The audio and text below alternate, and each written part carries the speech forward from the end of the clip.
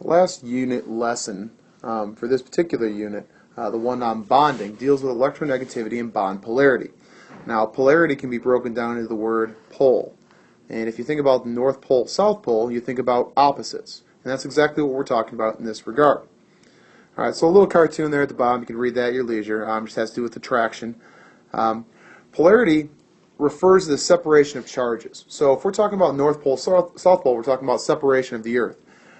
Bond polarity deals with the separation of the charges, whether those things are equally distributed or whether they're non-equally distributed. And it really comes back to something we learned about last unit, which is the ability to attract an electron. And the term for that is electronegativity. Remember from a previous unit that, again, the ability to attract an electron is electronegativity. Nonmetals have a much greater electronegativity than metals, and the smaller elements tend to have a higher electronegativity than larger elements. We have a couple pictures here to look at, and basically the idea is this. With the pictures up top, we are showing nonpolar covalent bonding. Now, what we're showing is actually the electrons that are shared between them. Okay, if you note here, with this picture up here and this picture right here, we have an electron and an electron. So they are balanced right down the middle. Same thing with this. The example below, however, features two electrons being shared. So the electron of hydrogen actually spends more time here, that red picture, closer to chlorine. Chlorine has a much greater electronegativity. The example that I like to give in class quite often goes back to my childhood.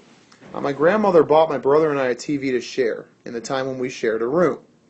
Now, most of the time, we were fine. But eventually I got pretty fed up with my brother, and I went down to the basement and I cleaned out a corner and made that corner of the basement mine.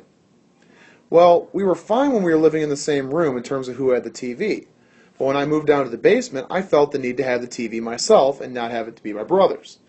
My parents came up with a solution to that problem by buying themselves a new TV and giving us a second TV, the old TV in the house. Now, the old TV wasn't very good, it didn't work very well, and it didn't have a remote. Okay, so the issue came up that, well, we might have two TVs, but we each wanted the new TV in our room. So if my room's down here, let's put C for me, and my brother's room is up here, the new TV spent most of its time down here with me. Or the old TV, we'll just do squigglies for the old TV, spent more time with my brother. So if we're focusing on just this electron right here, the new TV, technically we still shared it, because when Grandma was coming over, I would move this upstairs to my brother's room. But more often than not, it spent time around me, because I was the much more electronegative atom. I had a much greater ability to attract the electron. In this example, the TV. We'll get more into that in class. I think it'll be a little bit clearer when I explain it there. Now, when we're talking about different polarities, there is an extreme level. A complete transfer, and I know that word is spelled wrong, a complete transfer of electrons is an ionic compound. That's when the cation gives up its charge. You have a metal and a nonmetal, the metal donating an electron to the nonmetal. Within covalent, however, we have a couple different things. We can be polar or nonpolar. Now, it's important to note that there is a partial separation of charges, a partial charge for polar covalent. It's not a full charge, however. What we use to denote that is the lowercase sign delta. It is a slight charge. Technically, the electrons are still being shared. However, the electrons spend more time around the electronegative atom, chlorine, than they do around the electropositive atom, hydrogen. The other type of covalent bond that we're dealing with here is nonpolar. That is an equal sharing, an equal distribution of the electrons. Going back to the example with my brother, if we were to each have the TV for 3.5 days out of a week, that would be considered equal sharing. However, if the TV spends even 4 days with me, compared to 3 with him per week, now we're talking about an unequal distribution. So again, to sum that up, nonpolar equals in equal sharing, whereas polar equals in unequal sharing.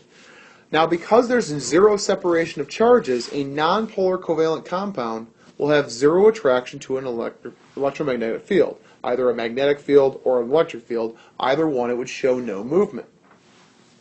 Shape of the molecule, which we discussed in the last video, also plays a major role. Something that's asymmetrical and tends to have a separation of charges of being polar will tend to be polar. For example, water. Water takes a bent shape. And because it has a bent shape, and we have hydrogen, and we have oxygen, there's a separation of charge, where this side tends to be electronegative, and this side tends to be electropositive. We'll discuss that more in the next slide. If, however, we're talking about something that's symmetrical, say methane, for example, which is tetrahedral in shape, this will not be polar because there's zero separation of charges, and because the symmetry cancels out that separation if one were to exist. Now here's a couple examples. Based on shape, again, as I discussed in the last slide, oxygen has a much greater electronegativity, so it will actually attract the electrons. If we look at this line here, and we consider that as an electron line, oxygen's reach would go out to about here. It holds the electrons, and they spend more time closer to the oxygen. Hydrogen would only have the electrons a small bit of the time. It's good enough to make them stable, but it's not equal sharing. Here's an example, though, on the right, where we have carbon double bonded to oxygen. There are 0 lone pairs in the space here. Therefore, all of the electrons are present here and here. Now, carbon and oxygen do have differing levels of electronegativities. Therefore, there should be a separation of charges. But the fact that we have oxygen on this side and oxygen on this side balances out those charges. Therefore, it is symmetrical and is therefore nonpolar. To calculate out this electronegativity, and this is the last thing we're going to learn in this entire unit, we have to look at the periodic table. Now, the apps that we have on our iPads in class do have these values, but this is another helpful chart for you. To figure out if something is polar or nonpolar, we simply subtract the differences in their electronegativity values. If we were to take, say, hydrogen and oxygen, as is bonded in water, we would find that oxygen has a value of 3.5,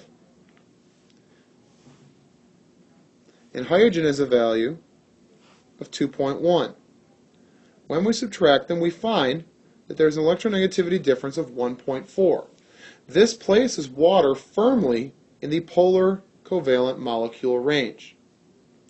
Again, you're simply always going to subtract the smaller electronegativity from the larger, and then you would examine the shape to determine the overall polarity.